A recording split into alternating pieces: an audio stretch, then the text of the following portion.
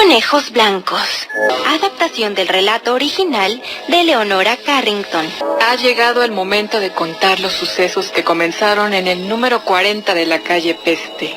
Parecía como si las casas de color negro rojizo hubiesen surgido misteriosamente del incendio de Londres. El edificio que había frente a mi ventana, con unas cuantas volutas de enredadera, tenían el aspecto negro y vacío de una morada azotada por la peste y lamida por las llamas y el humo. No era así como yo me había imaginado Nueva York. Hacía tanto calor que me dieron palpitaciones cuando me atreví a dar una vuelta por las calles. Así que me estuve sentada contemplando la casa de enfrente, mojándome de cuando en cuando la cara empapada de sudor. La luz nunca era muy fuerte en la calle Peste. Había siempre una reminiscencia de humo que volvía turbia y neblinosa la visibilidad. Sin embargo, era posible examinar la casa de enfrente con detalle, incluso con precisión. Además, yo siempre he tenido una vista excelente. Me pasé varios días intentando descubrir enfrente alguna clase de movimiento, pero no percibí ninguno. Y finalmente adopté la costumbre de desvestirme con total despreocupación delante de mi ventana abierta y hacer optimistas ejercicios respiratorios en el aire denso de la calle Peste. Esto debió de dejarme los pulmones tan negros como las casas. Una tarde me lavé el pelo y me senté afuera, en el diminuto arco de piedra que hacía de balcón, para que se me secara. Apoyé la cabeza entre las rodillas y me puse a observar una moscarda que chupaba el cadáver de una araña a mis pies. Alcé los ojos, miré a través de mis cabellos largos y vi algo negro en el cielo, inquietantemente silencioso para que fuera un aeroplano. Me separé el pelo a tiempo de ver bajar un gran cuervo al balcón de la casa de enfrente. Se posó en la balaustrada y miró por la ventana vacía. Luego meció la cabeza debajo de un ala, buscándose piojos al parecer. Unos minutos después, no me sorprendió demasiado ver abrirse las dobles puertas y asomarse al balcón una mujer. Llevaba un gran plato de huesos que vació en el suelo. Con un breve graznido de agradecimiento, el cuervo saltó abajo y se puso a hurgar en su comida repugnante. La mujer, que tenía un pelo negro larguísimo, lo utilizó para limpiar el plato. Luego me miró directamente y sonrió de manera amistosa. Yo le sonreí a mi vez y agité una toalla. Esto la animó, porque echó la cabeza para atrás con coquetería y me dedicó un elegante saludo a la manera de una reina. ¿Tiene un poco de carne pasada que no necesite? ¿Un poco de qué? De carne en mal estado. ¿Carne en descomposición? En este momento, no. Me pregunté si la vecina estaría bromeando. ¿Y tendrá para el fin de semana? Si fuera así, le agradecería inmensamente que me la trajera. A continuación volvió a meterse en el balcón vacío y desapareció. El cuervo alzó el vuelo. Mi curiosidad por la casa y su ocupante me impulsó a comprar un gran trozo de carne a la mañana siguiente. Lo puse en mi balcón sobre un periódico y esperé. En un tiempo relativamente corto, el olor se volvió tan fuerte que me vi obligada a realizar mis tareas diarias con una pinza fuertemente apretada en la punta de la nariz.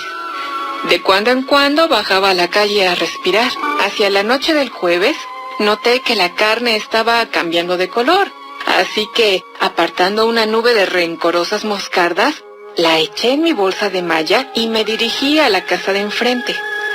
Cuando bajaba la escalera, observé que la casera parecía evitarme. Tardé un rato en encontrar el portal de la casa. Resultó que estaba oculto bajo una cascada de algo y daba la impresión de que nadie había salido ni entrado por él desde hacía años.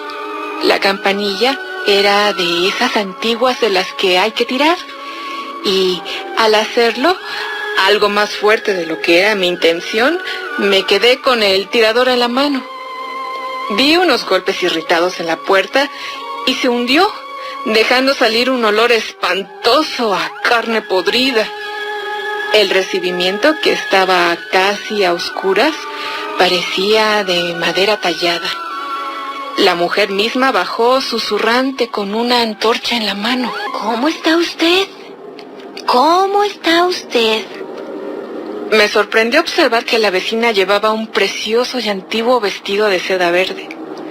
Pero, al acercarse, vi que tenía la tez completamente blanca y que brillaba como si la tuviese salpicada de 1000 estrellitas diminutas. Me tomó del brazo con su mano reluciente. Es usted muy amable. No sabe lo que se van a alegrar mis pobres conejitos. Subimos. Mi compañera andaba con gran cuidado como si tuviese miedo. El último tramo de escalones daba a una habitación decorada con oscuros muebles barrocos tapizados de rojo. El suelo estaba sembrado de huesos roídos y cráneos de animales. Tenemos visita muy pocas veces, así que han corrido todos a esconderse en sus pequeños rincones. Paralizada, vi salir cautamente un centenar de conejos blancos de todos los agujeros, con sus grandes ojos rosas fijamente clavados en ella. Vengan, bonitos, vengan, bonitos. La mujer metió la mano en mi bolsa de malla y sacó un trozo de carne podrida. Con profunda repugnancia me aparté a un rincón y la vi arrojar la carroña a los conejos, que se pelearon como lobos por la carne. Una acaba encariñándose con ellos. Cada uno tiene sus pequeñas costumbres. Les sorprendería lo individualistas que son los conejos. Los susodichos conejos despedazaban la carne con sus afilados dientes de macho cabrío. Por supuesto, nosotros nos comemos alguno de cuando en cuando. Mi marido hace con ellos un estofado sabrosísimo los sábados por la noche. Seguidamente, un movimiento en uno de los rincones atrajo mi atención. Entonces me di cuenta de que había una tercera persona en la habitación. Al llegarle a la cara la luz de la antorcha, vi que tenía la tez igual de brillante que ella, como oropel en un árbol de Navidad. Era un hombre y estaba vestido con una bata roja, sentado muy tieso y de perfil a nosotros.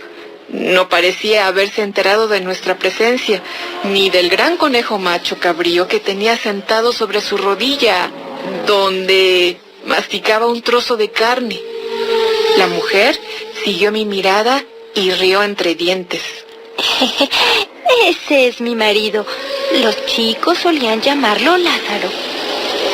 Al sonido de este nombre familiar, el hombre volvió la cara hacia nosotras y vi que tenía una venda en los ojos.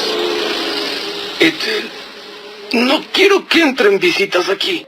Ya sabes de sobra que lo tengo rigurosamente prohibido. Vamos, Laz, no empecemos. No me puedes escatimar un poquitín de compañía. Hace 20 años y pico que no veía una cara nueva. Además, ha traído carne para los conejos. La mujer se volvió y me hizo seña de que fuera a su lado. ¿Quiere quedarse entre nosotros? ¿A que sí? De repente me entró miedo y sentí ganas de salir, de huir de estas personas terribles y plateadas y de sus conejos blancos carnívoros. Creo que me voy a marchar. Es hora de cenar. La carcajada del hombre aterró al conejo que tenía sobre la rodilla, el cual saltó al suelo y desapareció.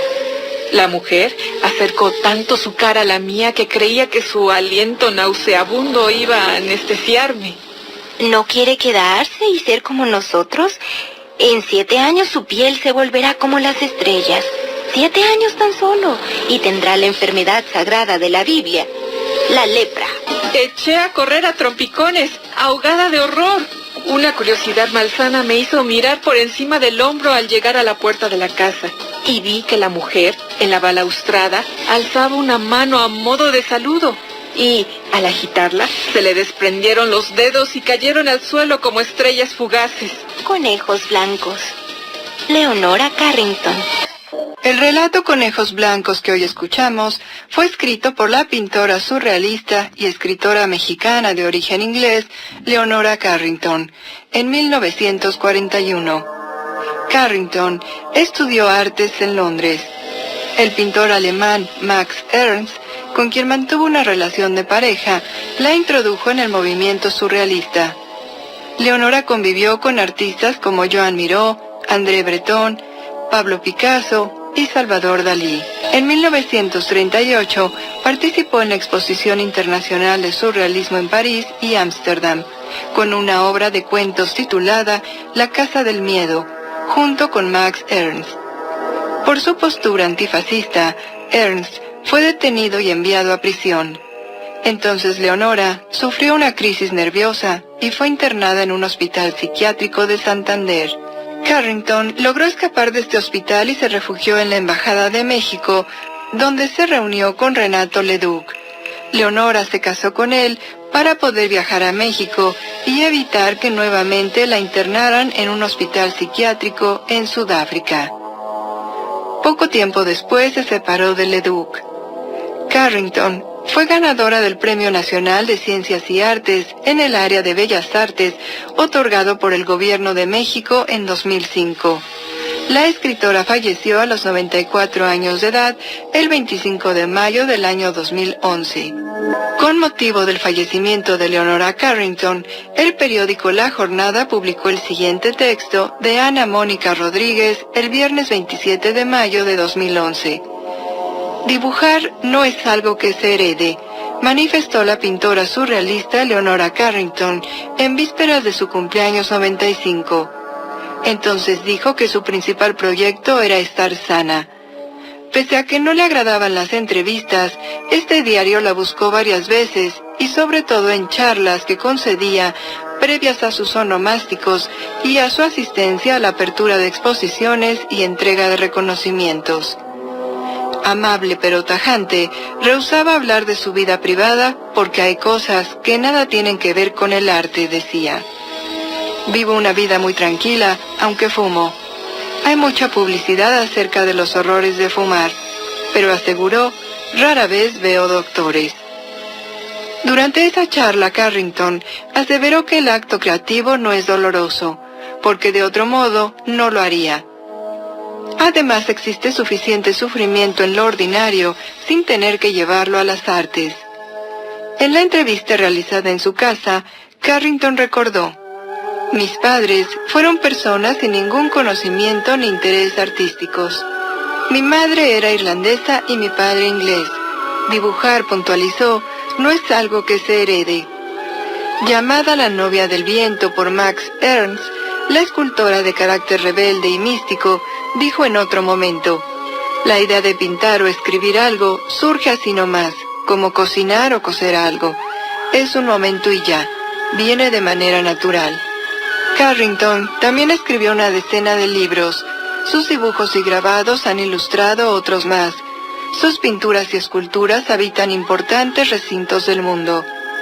Buscando refugio en la Europa dividida, la frágil joven sufrió una crisis nerviosa que la llevó de España a Portugal, donde contrajo nupcias con el escritor mexicano Renato Leduc, de quien se separó poco después de llegar a América. En México conoció y se casó con el fotógrafo húngaro Imre Weist, padre de sus 2 hijos. Hizo amistad, entre otros, con Octavio Paz y Remedios Varo, quien la llamó mi alma gemela en el arte. No me gusta la violencia, afirmó alguna vez. No soy política, pero es un hecho que uno no puede estar de acuerdo con las guerras. El arte es la única manera que yo conozco de expresarlo. No obstante, en junio de 2006, donó un grabado para una subasta en apoyo de la campaña del candidato presidencial Andrés Manuel López Obrador, y en 2004 firmó una carta de repudio ante la inminente invasión estadounidense a Irak. La pintora, quien en 1963 fue comisionada para pintar un mural en la Sala Maya del Museo Nacional de Antropología, y viajó en varias ocasiones a Chiapas para ese propósito, aclaró en 2000: no distingo entre indios y franceses, y chinos e ingleses, y rusos o lo que sea. Los indígenas no son diferentes de los demás. Me da lástima cuando la gente es muy pobre. En el pasado han hecho cosas maravillosas, y en el presente hay cosas que hacen que son muy hermosas, pero no porque sean indígenas. Solo viven de manera diferente.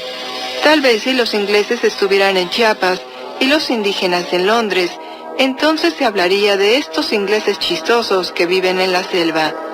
No sé, me gustan los individuos, no las razas.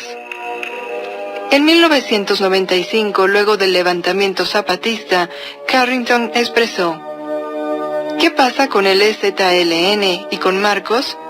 Lo que hoy sucede en México es una cacería absurda. Los zapatistas tienen demandas justas y básicas. Yo creo que esa cosa de las pláticas con el gobierno era solo un truco para agarrar a Marcos, ¿no creen? Lo que pasa es que yo no creo nada de lo que dice el gobierno. También la magia era una palabra que se relacionaba con su vida y obra. Ahora estamos vivos. Mañana quizá estemos muertos. No sé a qué magia se refiere usted. Todo es asombroso. La vida, la muerte también. Katy Horna, una muy buena amiga mía, murió recientemente. Katy, que era tan llena de vida, de repente está en una caja. Cuando tenía 77 años, en entrevista, Leonora Carrington dijo: para mí la felicidad hoy en día es no tener miedo a la muerte. Esa es la verdadera felicidad, hacer la paz con la muerte. Me queda claro que es un relato inusual, que habla de cosas que parecieran ser imposibles, fuera de lugar, e incluso dentro de un poco toda esta literatura de lo absurdo. Sí, es correcto. Pero, si esto es absurdo, entonces, el 11 de septiembre, la caída de las Torres Gemelas, es probablemente de algo mucho más absurdo. Generalmente, cuando se acerca septiembre, procuramos volver sobre nuestros pasos y volver a retomar el tema de los atentados contra las Torres Gemelas. Normalmente en los días entre el 10 y el 11 de septiembre, la información se vuelve terriblemente abundante, como si se intentara ocultar cualquier cosa que no sea la versión oficial. Por ello es que escogemos algún tiempo antes para retomar el tema. Pero es posible que dentro del universo de personas que nos acompañan noche a noche, haya quienes no recuerden bien a bien qué ocurrió aquel día. El 11 de septiembre, ni más ni menos que del año 2001. Se están cumpliendo ya 15 años de aquellos acontecimientos. Todo comienza por la mañana. 8 de la mañana. El vuelo 11 de la compañía de aviación American Airlines, un moderno avión 767 Boeing, con 92 personas a bordo, despega del Aeropuerto Internacional Logan, de la ciudad de Boston. Su objetivo, Los Ángeles, en California, del otro lado de Estados Unidos.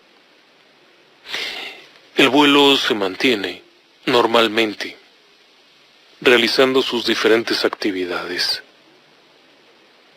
8:14 de la mañana. En el Aeropuerto Internacional Logan de Boston despega un segundo avión. Se trata del vuelo 175 de United Airlines, otra aerolínea emblemática de los Estados Unidos. De igual forma se trata de un Boeing 767, un enorme avión, gran capacidad de vuelo. Van 65 personas a bordo. El aparato también se dirige hacia Los Ángeles, en California, del otro lado de los Estados Unidos. Evidentemente ambos aviones vuelan con tanques de combustible llenos y preparados para una larga distancia de recorrido. Boston se encuentra al norte, del lado de la costa atlántica, en tanto que Los Ángeles, en California, se encuentra hacia el sur de los Estados Unidos, del lado de la costa pacífica. El recorrido es muy largo. Por ello, los aviones despegan a su máxima capacidad de combustible, aun y cuando tuvieran algunos puntos intermedios, es necesario viajar a su plena capacidad. Todo parece ir muy bien. salvo que a las 8:19 de la mañana, la azafata del vuelo 11 se comunica con la oficina de American Airlines. La única persona que contesta en ese momento es la oficina de reservaciones. Betty Ong, la aeromoza a bordo del vuelo 11, le informa que parece que el avión está siendo secuestrado. Es una llamada particular. No está hecha a través de los canales oficiales, pero la empleada se identifica plenamente.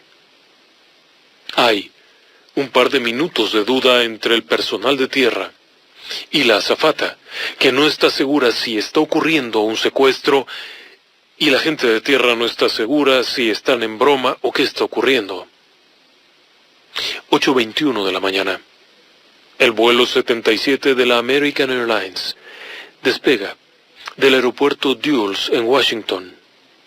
Nuevamente es al norte y se dirige a Los Ángeles, California. Es un vuelo largo, por lo que también se encuentra cargado de combustible. 8:37. La situación se declara como emergencia y la Administración Federal de Aeronáutica se comunica con el Control de Comando y Defensa Aeroespacial norteamericano, el NORAD, el encargado de la defensa del territorio norteamericano, para informar que existe una fuerte sospecha de que el vuelo 11 de American Airlines ha sido secuestrado. Han pasado 37 minutos de vuelo y han pasado alrededor de 20 minutos desde que la azafata de a bordo, Betty Ong, reportara la posibilidad de un secuestro. 4 minutos después, el vuelo 93 de United Airlines, con 44 personas a bordo, un avión 757, también un aparato grande, despega de Newark. Va hacia San Francisco. Nuevamente, un avión cargado de combustible en una ruta larga, de extremo a extremo de los Estados Unidos. Para este momento, es un hecho que el vuelo 11 está secuestrado. Sin embargo, aun cuando Newark está relativamente cerca, no se ha hecho ninguna advertencia y el avión despega normalmente. 8:46. A pesar de las llamadas y de la información, no se ha tomado ninguna medida. Se sabe la posición exacta de los aviones, se sabe dónde están volando y se ha confirmado, por lo menos, que el vuelo 11 está bajo control de un piloto extraño, que no corresponde a la aerolínea, que no responde a las instrucciones de vuelo y que no está respetando las líneas habituales y que además se ha salido y entrado a una zona de alto riesgo. Sin embargo, NORAD, el Centro de Control y Comando de Defensa Aeroespacial norteamericano, no ha respondido a los incidentes, no ha respondido salvo enviando un único avión que patrulla la zona. 8:46 con 30 segundos, el vuelo 11, del cual se sabe que está secuestrado desde hace cerca de media hora, se estrella directamente contra la torre norte del complejo conocido como el Centro Mundial de Comercio, World Trade Center. Gigantescas torres de más de 100 pisos de oficinas en el centro de Nueva York, el núcleo comercial internacional de los Estados Unidos, uno de los edificios más emblemáticos que pueda haber y uno de los rascacielos más altos del mundo, acaba de ser golpeado directamente por un avión en pleno vuelo y a toda potencia. El aparato apenas lleva una media hora de vuelo, si no es que unos 45 minutos. Por lo tanto, su carga de combustible, que tiene abasto para unas 8 a 10 horas de vuelo, está prácticamente intacta. El impacto produce una gigantesca bola de fuego que aparece por el lado exterior de la torre. En el momento, varias estaciones de televisión están en la zona, por lo que se han grabado en varios ángulos el impacto. Las imágenes son impactantes desde todas las posibilidades. El momento en el que el avión se incrusta por completo, desintegrándose totalmente contra la cara de la torre y posteriormente saliendo esa gigantesca bola de fuego del lado opuesto, junto con una enorme nube de un humo de color negro. A la distancia se alcanza a observar el fuego que arde. Pasarán varios minutos, en una zozobra absoluta. Nadie está seguro qué es lo que ha ocurrido. Sin embargo, comienzan a surgir los rumores de que un avión ha impactado contra el World Trade Center. Varios de los noticieros locales informan que es posible que un avión, habiendo perdido el rumbo, hubiera impactado directo contra la Torre Gemela. Contra una de las Torres Gemelas. Recuerde que eran 2 edificios. La Torre Norte ha sido golpeada duramente. Sin embargo, para las autoridades es un hecho que el avión que se acaba de estrellar no se estrelló por accidente. Están al tanto de que hay un avión secuestrado. Para ese momento, los reportes informan que el vuelo 175 de United Airlines también está secuestrado. En la zona se pueden observar al menos 2 aviones de combate de la Fuerza Aérea de los Estados Unidos que sobrevuelan la zona. Se trata de aviones de alto poder destructivo, pero mantienen una distancia al respecto. A pesar de que saben la posición exacta del vuelo 175, que saben que el vuelo 11 siendo secuestrado fue impactado contra la Torre Gemela Norte, y que éste se dirige claramente en la misma dirección y con la misma intención, los aviones de combate no intervienen. La operación podría haber terminado con una especie de ataque. Esto podría haber ocasionado que el avión impactara contra el suelo. Pero encontrándose a unas 20 millas de distancia, el derribo del vuelo 175 habría sido del todo factible y muy probablemente los restos del aparato habrían caído cerca de la costa y no en medio de la ciudad, como se especularía después, y sería un argumento de la Fuerza Aérea para justificar el que no hubiera intervenido y derribado el avión. 9:02 de la mañana.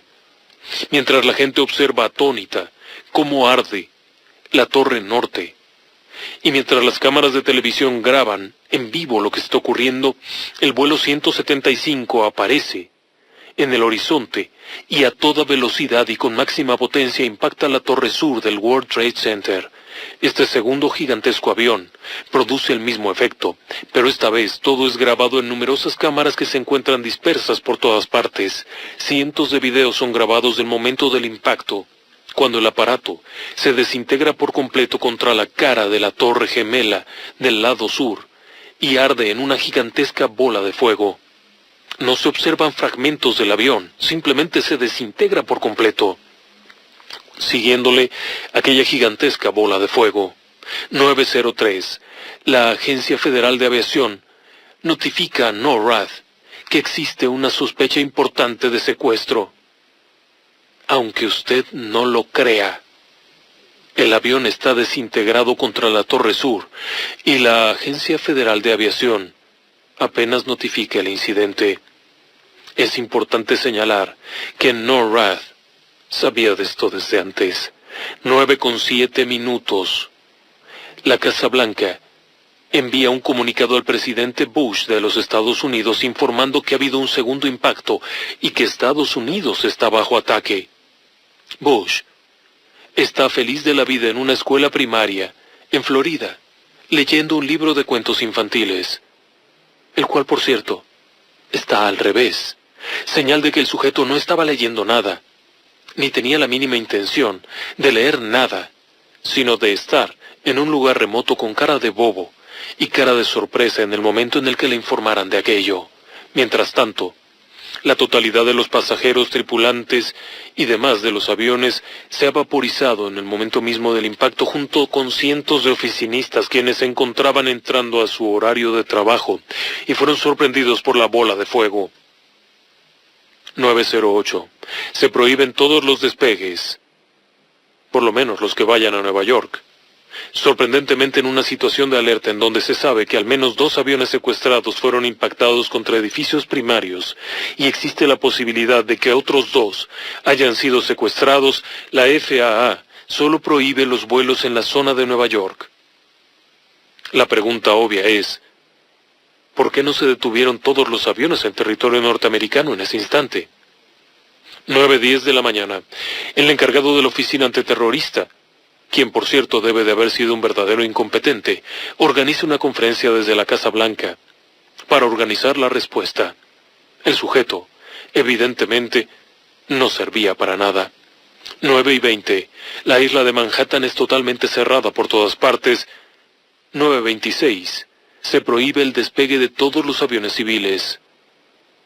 9:34. Se informa a NORAD que el vuelo 77 está secuestrado. Tenga usted en cuenta que el vuelo 77 había despegado desde las 8:20 de la mañana. Ha pasado más de una hora antes de que la Agencia Federal de Aviación tenga la amabilidad de notificar a NORAD, quien por cierto ya estaba informado por otras vías. 9:45. Todos los aviones que estén volando deberán aterrizarse inmediatamente, porque apenas 6 minutos atrás, a las 9:39, el vuelo 77 acaba de estrellarse contra el Pentágono en uno de los impactos más maravillosos que pueda haber. Un piloto aficionado, maniobrando un 757 avión de alta tecnología, ha logrado llevarlo a más de 800 kilómetros por hora, en vuelo rasante sobre una ciudad repleta de rascacielos, y tras haber realizado un giro invertido en picada, reponiendo la picada, nivelándolo para avanzar en un área de no más de 300 metros hasta impactar. Una hazaña que se antoja difícil incluso con un avión de juguete. Y sin embargo este tipo, cuyas lecciones de aviación consistían en unas pocas horas al frente de una avioneta Cessna, diminuta y con un piloto al lado, ha logrado manipular el aparato gigantesco y despedazarlo contra el Pentágono, que es el edificio del comando más importante de los Estados Unidos. El Centro de Operaciones Militares de los Estados Unidos acaba de ser severamente dañado por un avión que milagrosamente ha volado a ras del suelo en una operación sorprendente. 9:48. El Congreso y la Casa Blanca son evacuados. 9:59.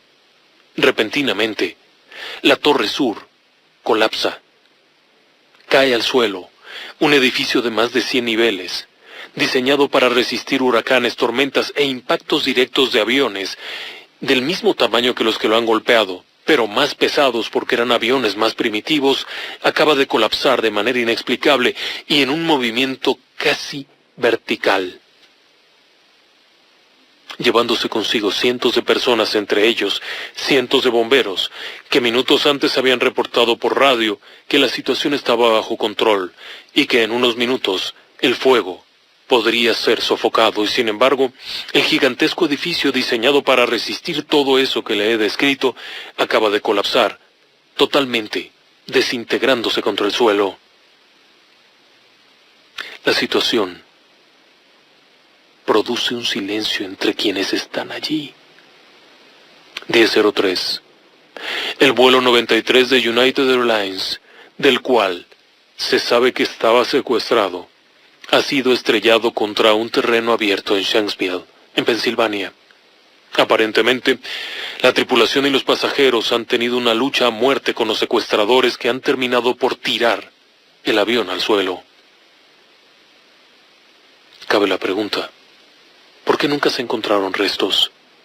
Aún en los accidentes más violentos, como el intencional choque del avión de Germanwings, recientemente en las montañas, a toda velocidad, plena carga de combustible, plena carga de pasajeros, estrellado contra los montes de una región muy alta.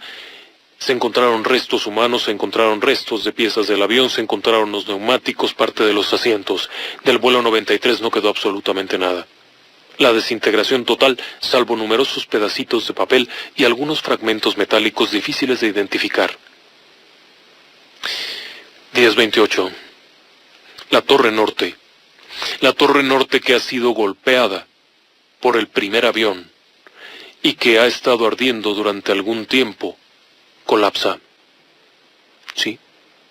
El impacto del vuelo 11 de American Airlines ha finalmente logrado derribar la torre casi 2 horas después del impacto, llevándose consigo numerosas personas que aún se encontraban dentro y causando la muerte también a numerosos bomberos, quienes de igual forma estaban reportando desde el interior y habían de hecho, minutos antes, avisado que había habido una serie de explosiones en el interior. Casualmente, los reportes venían de la parte baja de las Torres Gemelas. 11 de la mañana. El edificio de Naciones Unidas es evacuado.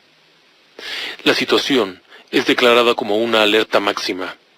El presidente Bush llega y se instala en la base Barksdale.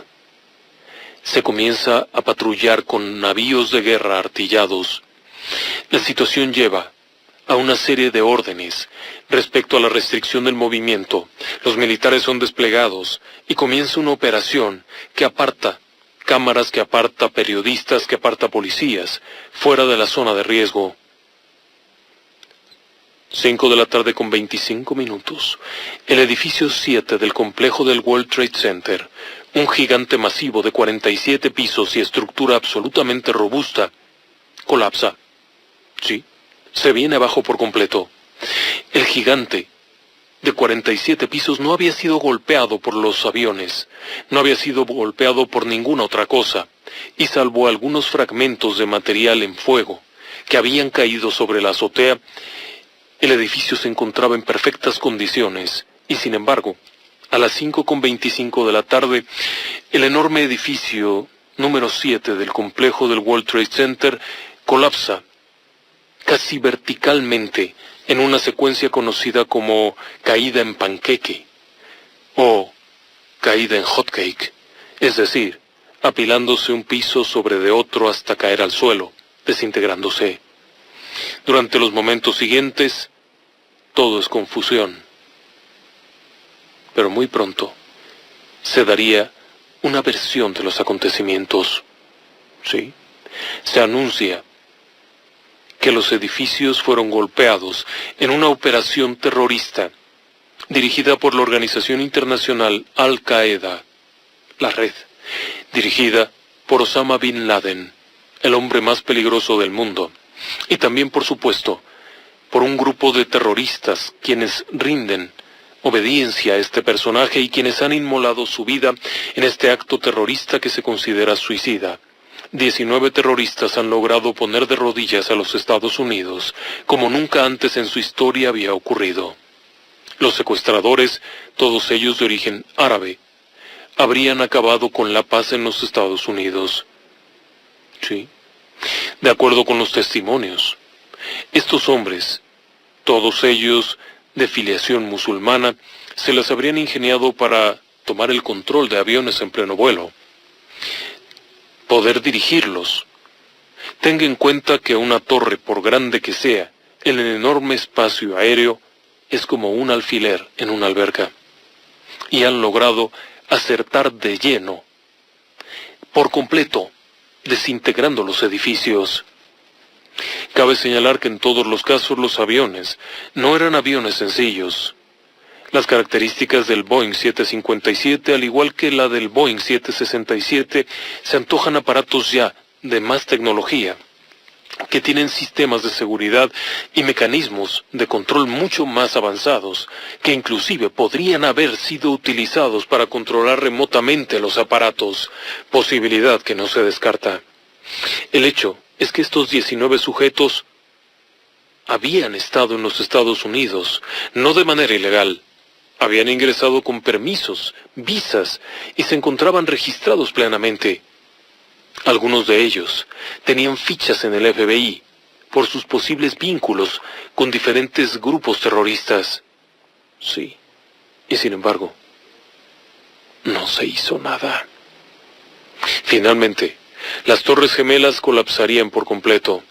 El Pentágono sufriría severísimos daños. El vuelo 93 se desintegraría misteriosamente contra el suelo, sin dejar una sola huella.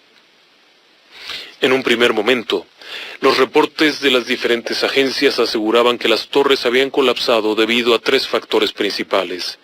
El impacto de los aviones, que habría debilitado la estructura.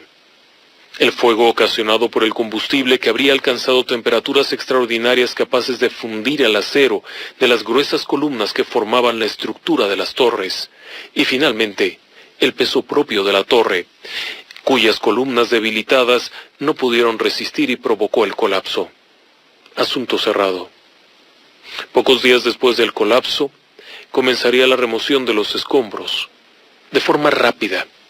Los restos serían llevados a una isla cercana, desde donde serían embarcados y enviados a China para su reutilización, principalmente los grandes bloques de acero.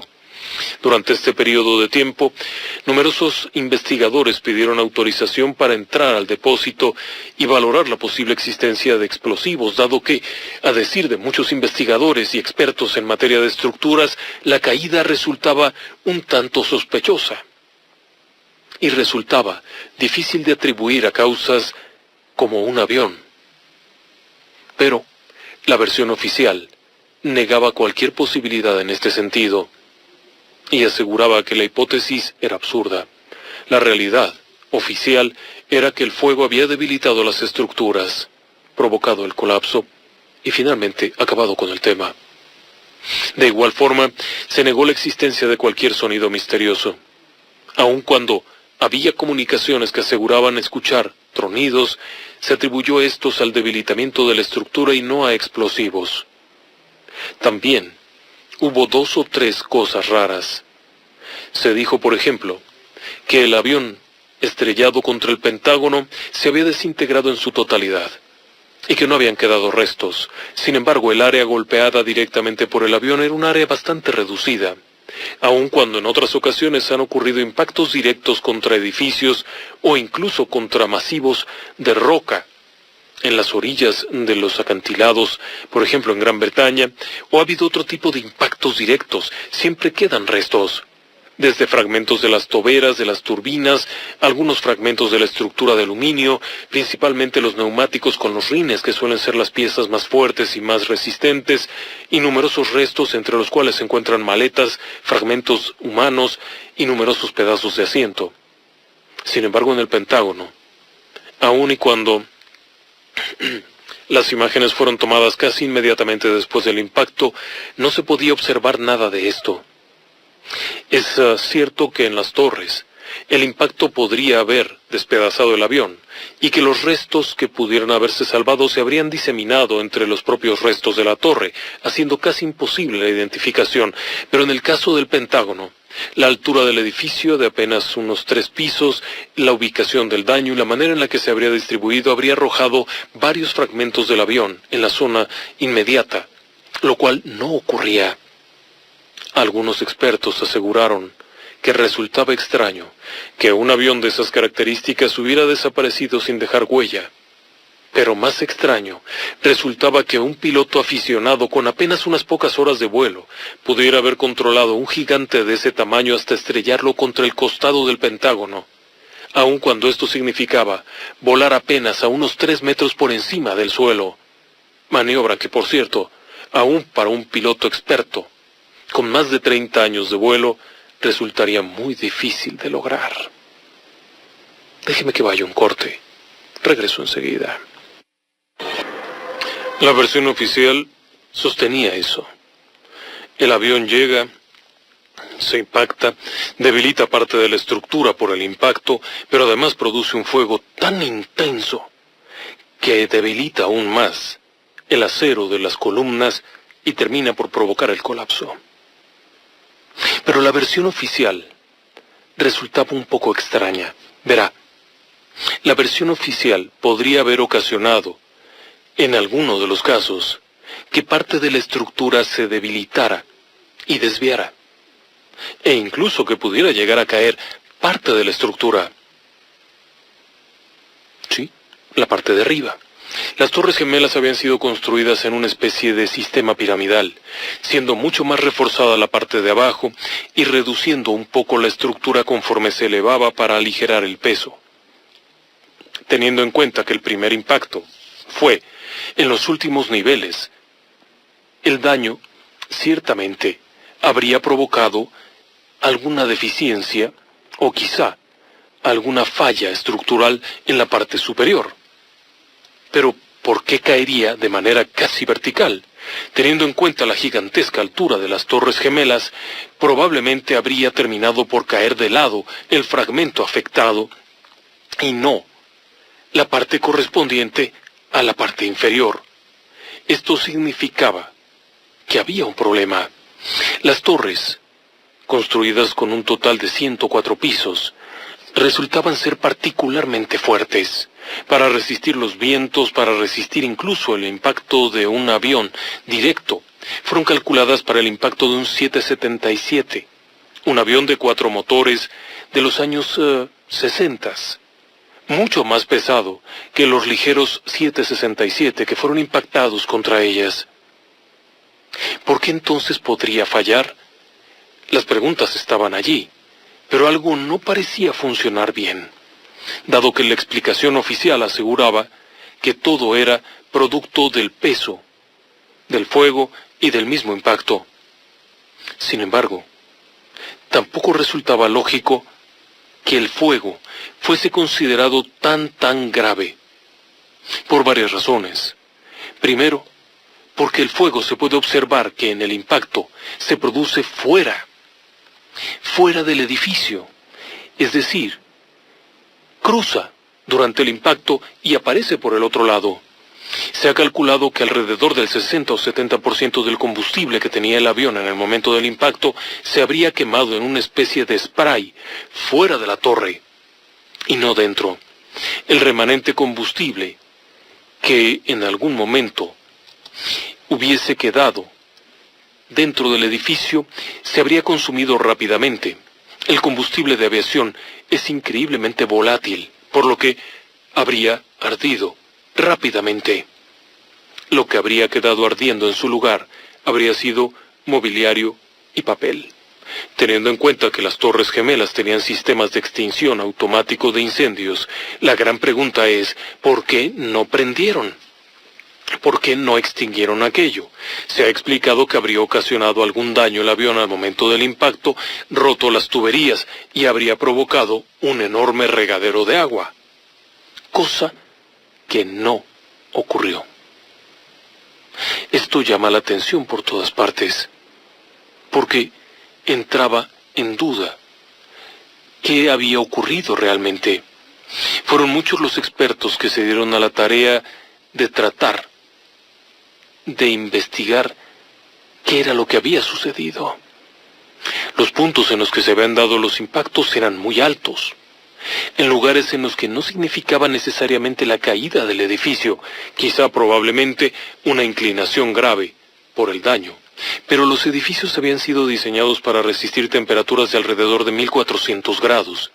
Se pudo demostrar que el fuego que había permanecido después del impacto habría alcanzado unos 1000 grados, no 1400, y sin embargo una buena parte del acero que fue retirado del punto de colapso se encontraba todavía caliente y horriblemente deformado por fuego, literalmente fundido en algunas partes.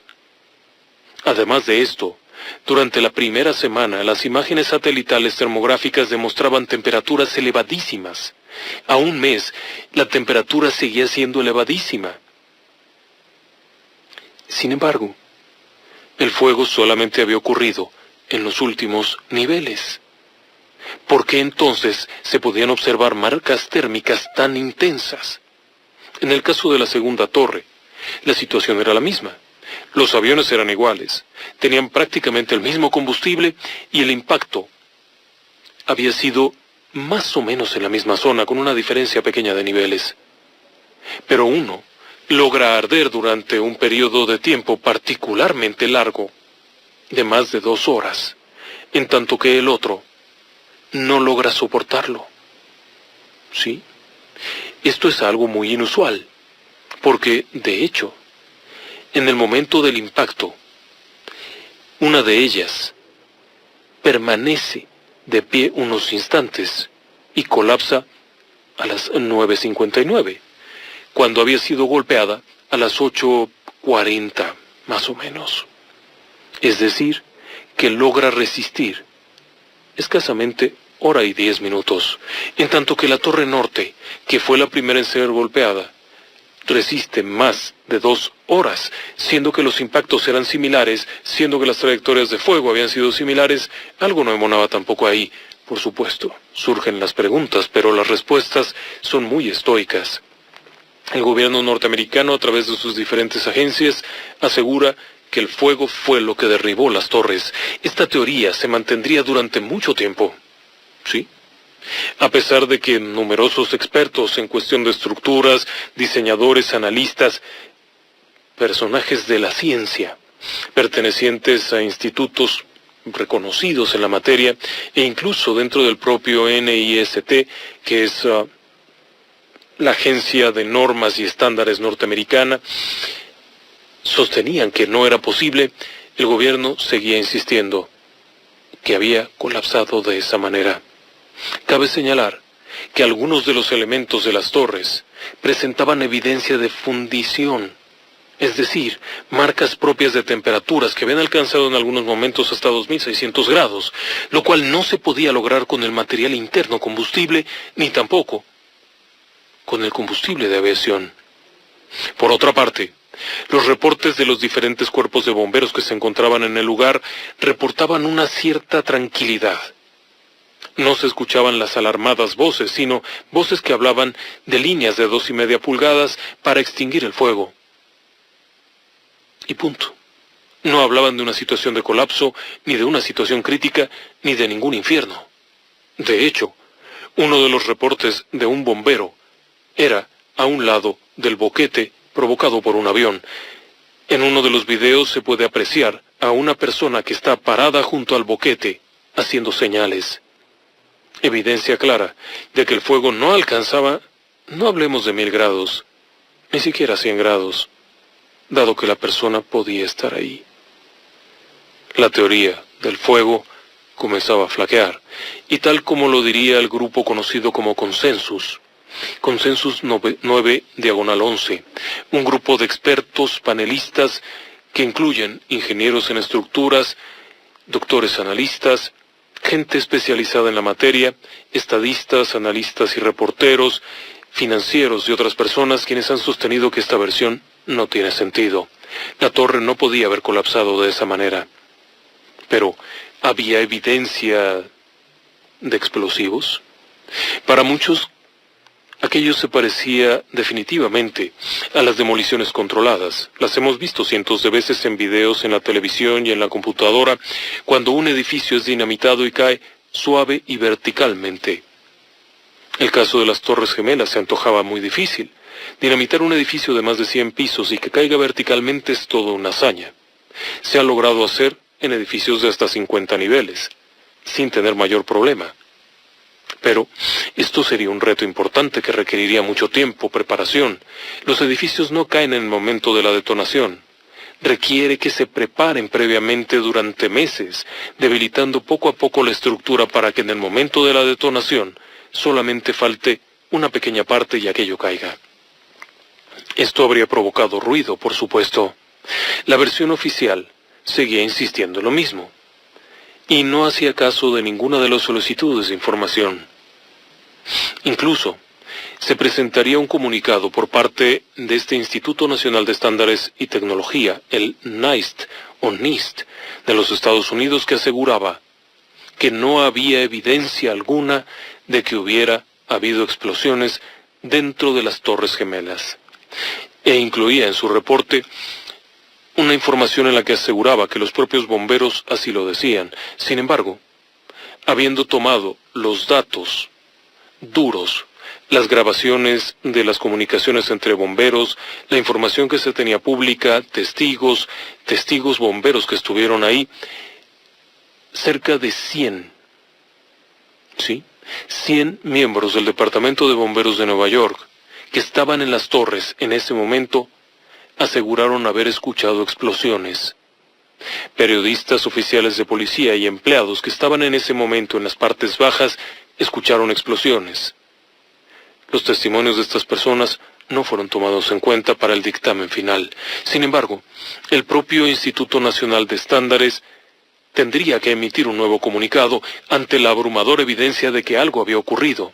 En este caso, la versión oficial, que siguió después, aseguraba que las torres se habían derrumbado por daño debido al impacto de aviones, pero no por explosivos.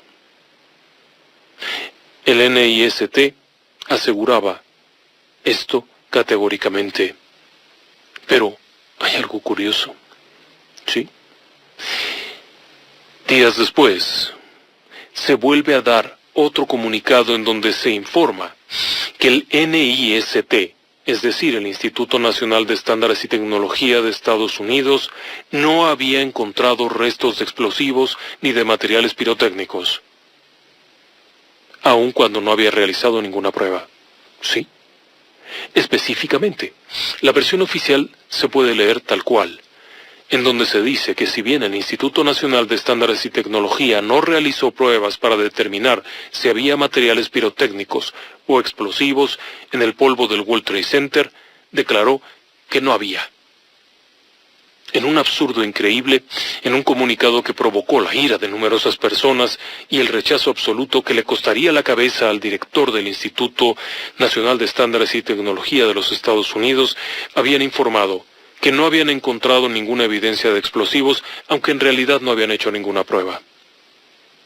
Esto es muy raro, pero cabe señalar que es contradicho completamente porque se encontró una cantidad importante de un material conocido como nanotérmico. Sí. En el polvo tomado de los restos del World Trade Center. Existen diferentes autores para tal tema. De hecho, la bibliografía acerca de estas investigaciones, particularmente entre Steve Jones, Kevin Ryan, Frank McLeod, Daniel Farnsworth, y todos los técnicos y químicos que participaron en la investigación para publicarlo en Open Chemical Physics Journal, pudieron demostrar que había evidencia fuerte y clara de que en los restos de las Torres Gemelas había material no combustionado nanotérmico que podía haber sido utilizado como una termita química, producto que no produce grandes explosiones, que no produce grandes cantidades de humo, pero que puede fundir el acero más grueso en cuestión de instantes. Al menos en 4 de las muestras recolectadas de manera independiente se encontraron estos restos. Pero eso no es todo. La hipótesis negativa en cuanto a la explosión tampoco incluía el hecho de que se encontraron fragmentos de restos humanos en lugares tan remotos como 300 metros de distancia. Si las personas estaban dentro del edificio en el momento del colapso, y este colapsó de manera casi vertical, lo lógico es que los restos hubieran quedado atrapados dentro del edificio al momento de colapsar y hubiesen quedado inmersos en la maraña de fierros y de escombros. ¿Por qué habría fragmentos de huesos humanos fuera de ese perímetro, a casi 300 metros de distancia? Esta era una evidencia contundente de que algo había explotado, y al explotar, había desintegrado a estas personas convirtiéndolas en fragmentos de carne y huesos que con el paso de 6 meses se reducían a pequeños fragmentos en las azoteas de los edificios a una distancia de hasta 300 metros, siendo la más remota de alrededor de 450 metros. Lo mismo ocurría con algunos elementos estructurales. Uno de ellos, encontrado a 3 cuadras de distancia, era una viga de acero de más de 100 kilos de peso, que había salido volando 2 cuadras para incrustarse contra otro edificio. Resultaba difícil de explicar que en el momento de una caída por gravedad, esta viga hubiera salido disparada a tanta distancia. Déjeme que vaya un corte. Regreso enseguida. El punto final de esta teoría de conspiración es la caída del edificio 7. El edificio 7, un gigante de 47 niveles, colapsaría por sí mismo. No fue impactado por nadie, no se podía observar un incendio considerable desde el exterior, los bomberos iban y venían tranquilamente, había reportes desde el piso 40 sin ninguna novedad, y sin embargo colapsa. La versión oficial que finalmente se dio a conocer aseguraba que el edificio había colapsado, dado que en el interior había un almacenamiento de combustible diésel utilizado para las calderas y los sistemas de calefacción y que había entrado en contacto con fuego y esto había provocado un incendio fuera de control que había terminado por colapsar al edificio. El problema es que la instalación que contenía ese combustible diésel estaba en el sótano, muy lejos de cualquier posibilidad de ser alcanzado por los fragmentos incendiados de las Torres Gemelas. En el año 2008, finalmente el Instituto Nacional de Estándares y Tecnología tendría que declarar abiertamente que el combustible almacenado en el edificio 7, al igual que los fragmentos caídos de las torres gemelas, no habían sido el daño principal que había causado el colapso, sino que el daño había sido por culpa del fuego que le había caído de los edificios vecinos. El asunto aquí resultó ser completamente irrisorio. En toda la historia, incluyendo algunos casos graves de rascacielos que se han incendiado por completo, en grandes llamaradas durante horas, se ha dado el colapso. Sí, no han colapsado. Aún con incendios gravísimos que han causado la muerte de cientos de personas, los edificios permanecen de pie. El sistema estructural de acero es particularmente fuerte, sobre todo en el caso del edificio 7, que además tenía recubrimientos a prueba de fuego para resistir hasta 2 horas de intensidad de fuego de más de 1000 grados. Cosa que no ocurrió, dado que, en general, los bomberos reportaban estable y tranquilo el edificio. Y sin embargo el colapso fue magníficamente vertical. De hecho, fue en caída libre. Los cálculos realizados por científicos de la Universidad de Princeton demostraron que el edificio había caído de manera completamente vertical y en caída libre, como si no hubiera ningún obstáculo en la parte de abajo, lo cual no puede ocurrir si este hubiera sido causado por un incendio en la parte alta. El edificio habría caído parcialmente en algunas partes de su estructura, pero no toda y simultáneamente, lo cual resulta completamente absurdo. La gran pregunta es, ¿por qué? ¿Por qué el ataque? ¿Simplemente para conquistar Irak y sus grandes reservas petrolíferas? ¿Para conquistar Afganistán y la posibilidad del gasoducto Siberia, el transsiberiano? Existían numerosas posibilidades.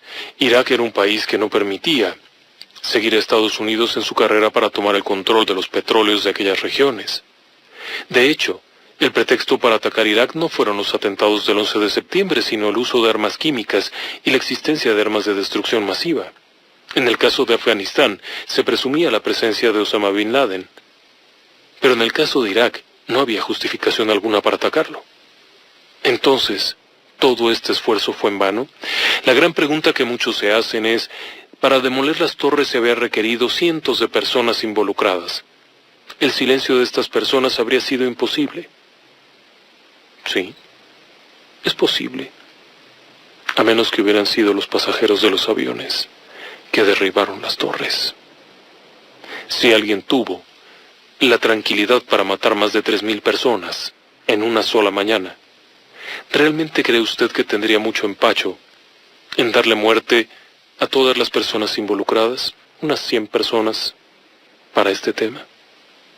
Es una historia rara, pero para la gran mayoría de los especialistas, analistas, científicos que se involucraron en esta temática, las Torres Gemelas, al igual que el edificio 7, no colapsaron por sí mismas. Tuvieron ayuda externa, probablemente una demolición controlada, y en el caso particular del Pentágono, es muy probable que no haya habido el tal avión, sino que se haya tratado de alguna especie de misil o alguna forma de cohete teledirigido que hubiera permitido un ataque mucho más directo y controlado, manejado por computadora. Muchas gracias por habernos acompañado esta noche. Nos escuchamos mañana.